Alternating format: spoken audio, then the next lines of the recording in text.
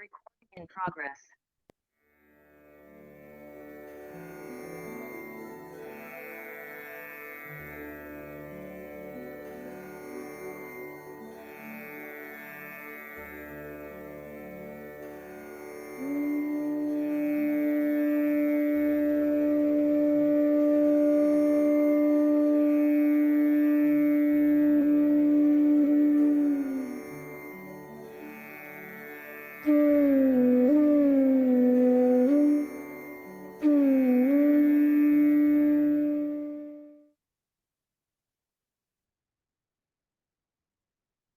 Shri Mataji, good morning everyone. Let's raise Kundalini and Bandhan.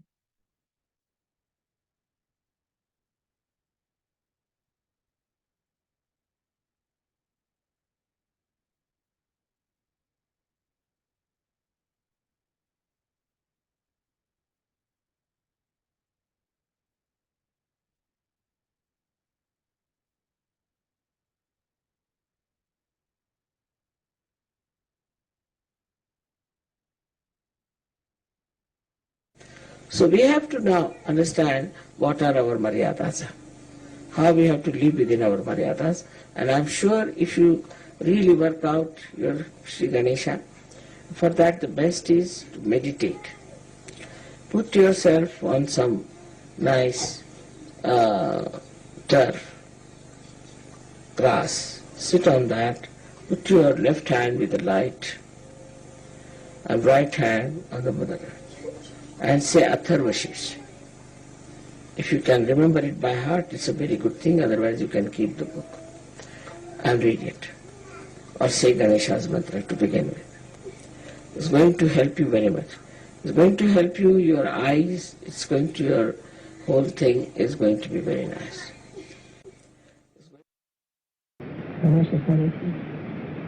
Om Namaste Ganapataye Tvameva Pratyaksham Tasvamasi Tvameva Kevalam Kartasi Tvameva Kevalam Dhartasi Tvameva Kevalam Hartasi Tvameva Sarvam Khalvidam Brahmasi Tvam Sakshādatmāsi Nityam Vritam Vachmi Satyam Vachmi Avatvam Mam Avavaktaram Avashrotaram Avadhataram Avadhataram Avanuchanam Avshisham Avaspashchatat Avapurastat Avottaratat Avadakshinatat Avachordvatat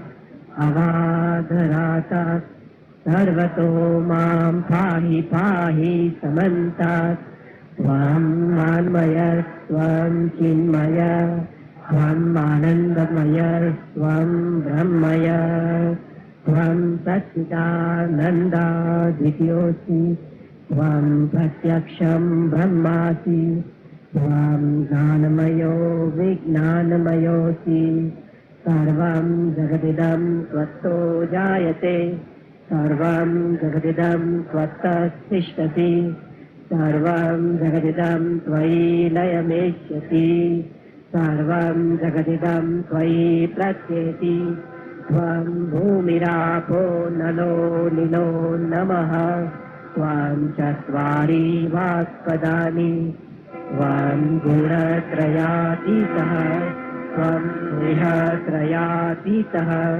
Tvam Kalatrayatitaha Tvam Vasthasitosi Nityam Tvam Shakti Trayatmakaha Tvam Yogino Dhyayanti Nityam Tvam Brahma Tvam Vishnu Tvam Rudra Tvam Indra Tvam Agni Tvam Vayu Tvam Surya Tvam Chandrama Tvam Brahma Bhupurva Svarom Karnadim Purva Mucharya Karnadim Tadantaram Anuswara Parattaraha Ardendu Lasitam Karira Viddham एकस्तमनुस्वरूपं प्रकारो पूर्वरूपम् अकारो मध्यं रूपम् अनुस्वार शान्तरूपम्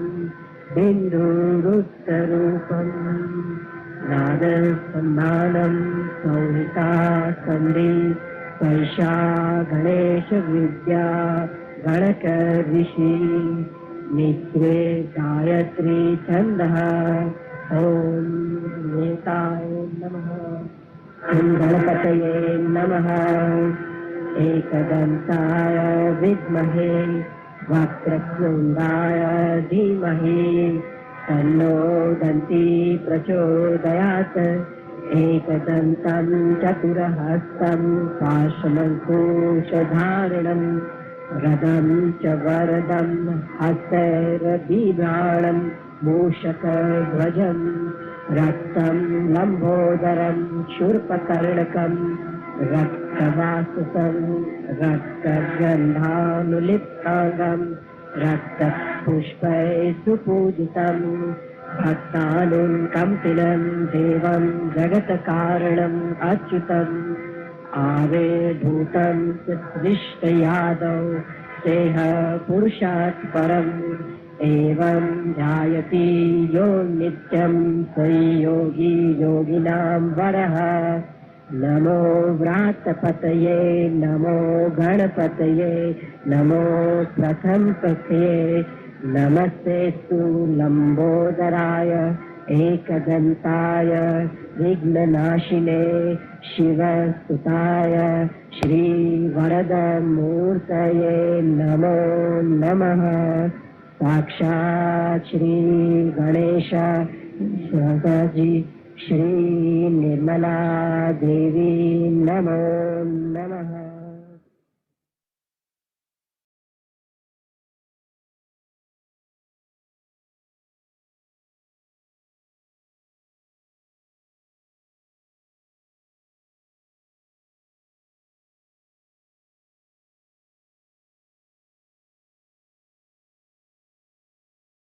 Now, how to overcome this ego? Because people start seeing gradually this.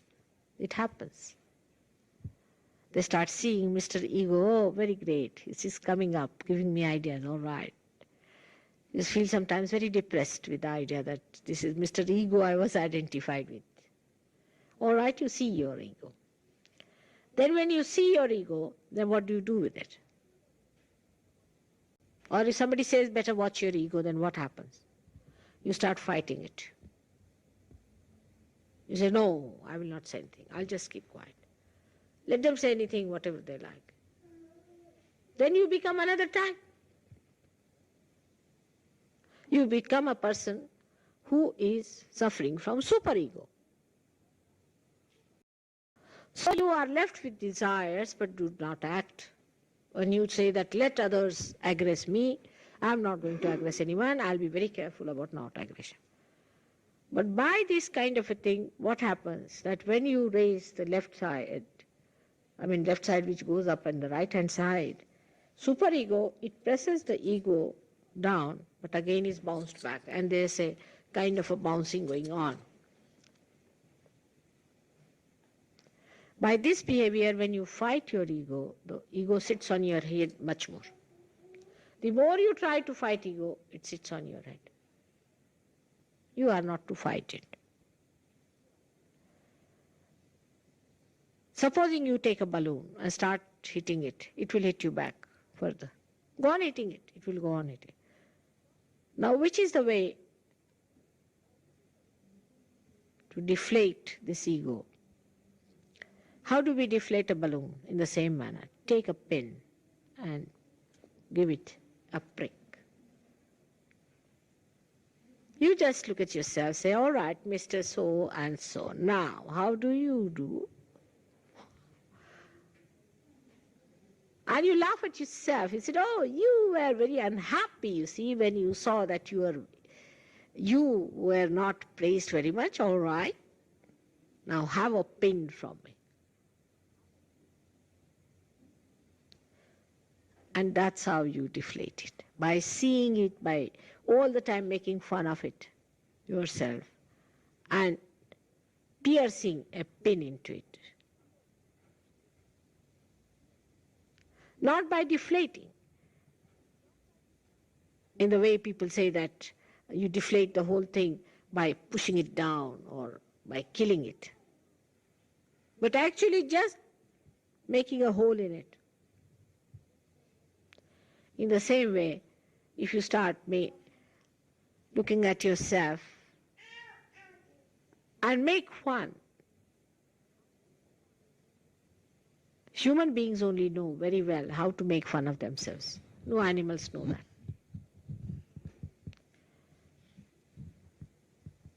If you learn how to make fun of yourself, your ego will go down. Otherwise, this ego will suggest whatever you are doing is the best, this has to be done, that has to be done, I am the best, I am doing everything good. And you might be torturing someone, aggressing someone, you might be just playing into the hands of ego like a madcap. And you might be real madcap, but you don't know that you are. Because with ego, a person becomes successful, so-called. He becomes very brilliant, shines out, in competition he comes up, and nobody dare say a word to him, otherwise he'll have punch on the nose. You say. So also he becomes very mighty and powerful, and everybody hankers after such a behavior and such a thing. But a time comes when he realizes that I was hanging in the air. I forgot my basis. And now I have to come down like Humpty Dumpty sat on a wall. And they had a great fall. Such a beautiful, this thing is, written long time back. And all the king's horses and all the men could not put Humpty Dumpty back again into its own shape, you see. So don't be Humpty Dumptys. And don't live with that idea of being a Humpty Dumpty. It's a simple thing to fight your ego. And that happens very often in Sahaja Yoga. It's a very common happening in Sahaja Yoga, where your Kundalini itself, you see, creates such situations that you are flabbergasted at your ego.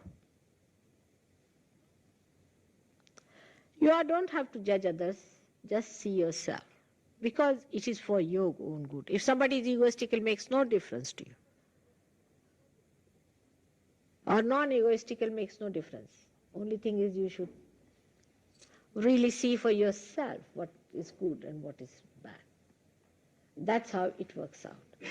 Otherwise, I always say that when I give a lecture, immediately we start thinking of somebody who we think to be egoistical. Actually, I'm saying to each one of you to see it. It would be a better idea. Now, this ego, when it covers your entire head, the complete Sahasrara, which is shown there, the white area, gets covered. Your Brahmarandra, the portion from where the Kundalini has to pierce, also gets covered. It's very difficult. The whole thing is covered. And this is small here. The gap is here. Now, you cannot open the gap here. You have to open the gap here. So this has to go back like that. And this has to come up in the center like that. Then only Kundalini can come up. So what happens at such stage? You will find such people have a left hand very weak and right hand throbbing. So you raise their left, put to the right. Again raise their left, put to the right. Again raise their left, put to the right. So you bring down the ego like this. And once the ego comes down,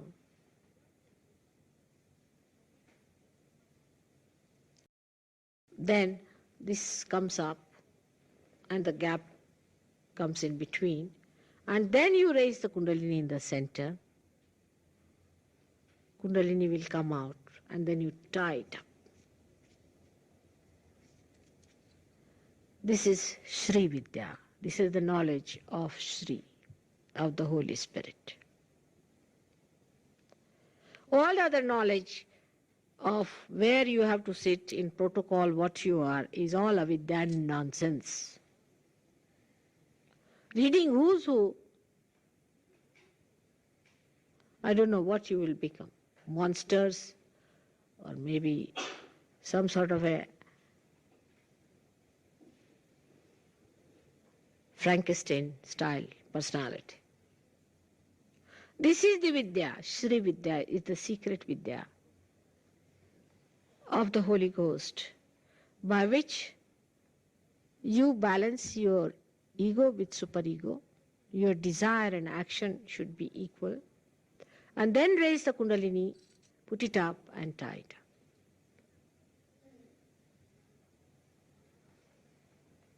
up. All these days, people who have been realized souls, great people,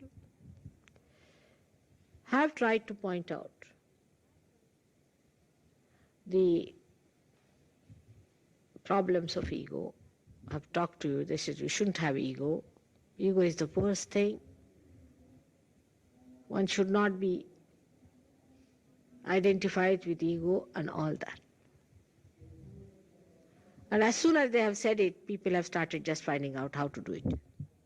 And in doing so, they have become great gurus, themselves egoistical. The fact is,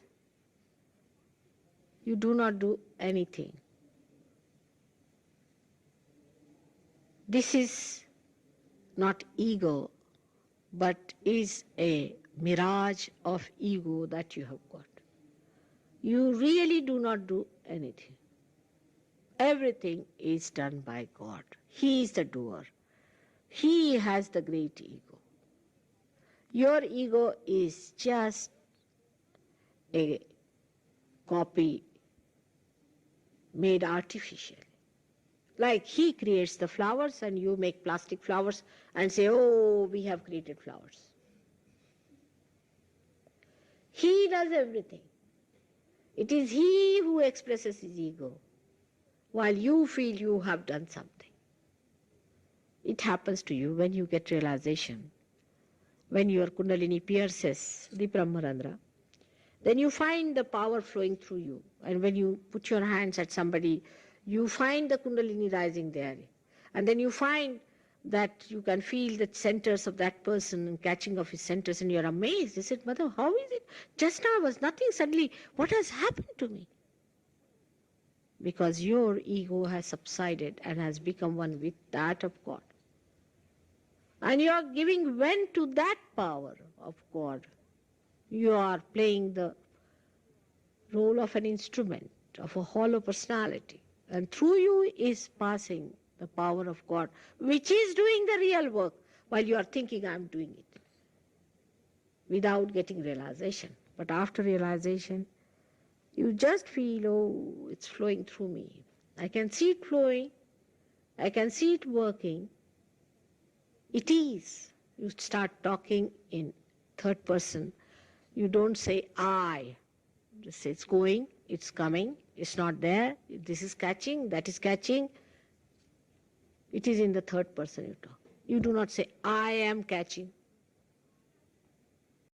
You do not say also that I have risen the Kundalini. You say the Kundalini has risen.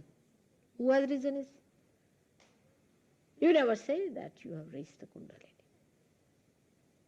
You just say the Kundalini has risen, it is not coming up, it's just going there, as if you have become an instrument of some power which is flowing through you. And this is how we become one with that. And all our karmas dissolve into a karma. Karmas are only the effect of our false idea of our ego. When there is no ego, where are the karmas going to be? If there is no one who is doing, the doer is lost, then who is going to do the karmas? And who is going to take the load of the karmas upon themselves? Like when there is an organization, then it says I have got assets and I've got these debts and these are the things, you see. But the association or that organization disappears. Then who has the debts? In the same way, you as ego disappear and there is no effect of your karmas. All finished. All that was when one Mr. Ego was there. When Mr. Ego is gone, all liabilities have gone with him. We are something different now. Now we have become the self, the Atma, and when we have become the Atma, then we are one with that universal being, and he is making us do everything. Like my fingers don't have ego that I'm doing something and I'm touching the thumb, because it is a part of this body. Our nose does not have an ego that it is something special which is breathing. We say, I breathe. We don't say this nose breathes. Neither the nose would say this mouth with which we eat food. It never says that this I eat because of my mouth. When you become one with that whole, then you just feel that the whole is working and we as part are working with it. And all the responsibilities are finished.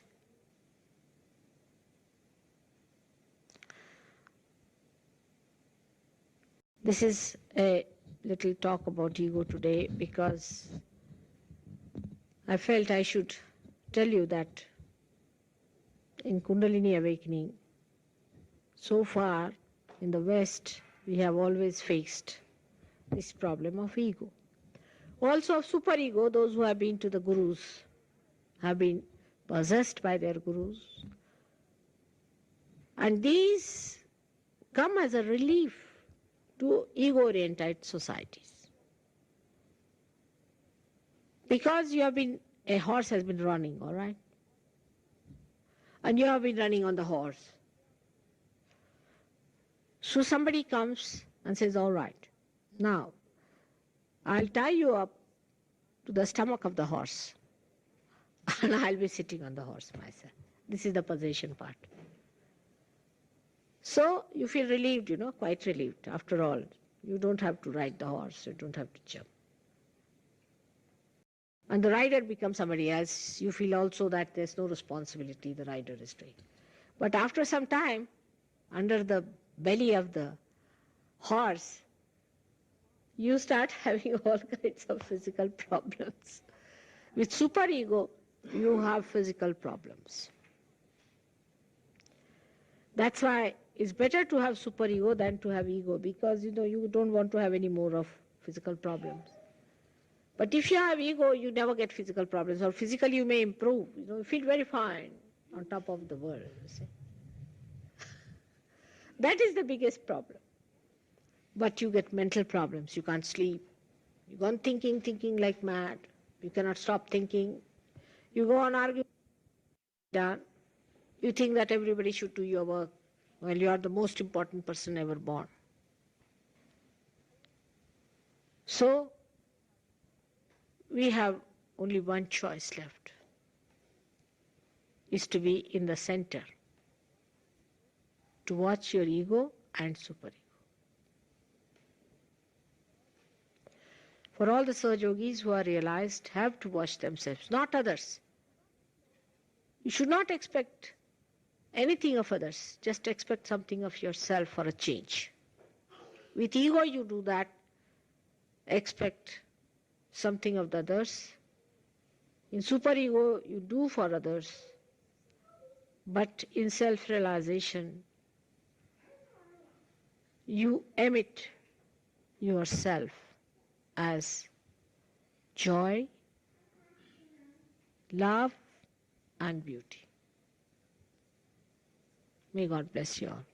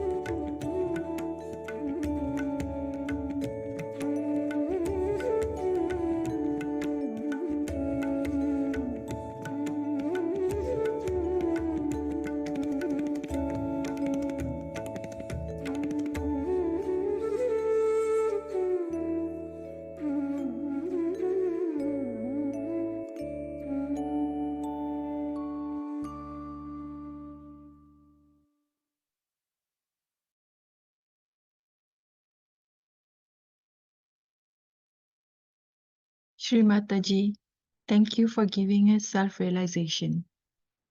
Let us emit joy, love, and beauty.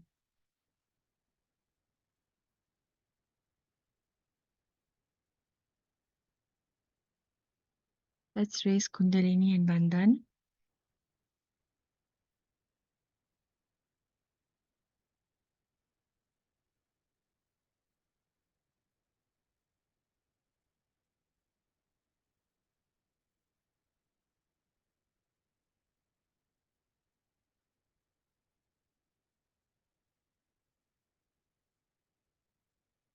Jai Shri Mataji. Have a blessed day, everyone. And thank you for joining this morning meditation.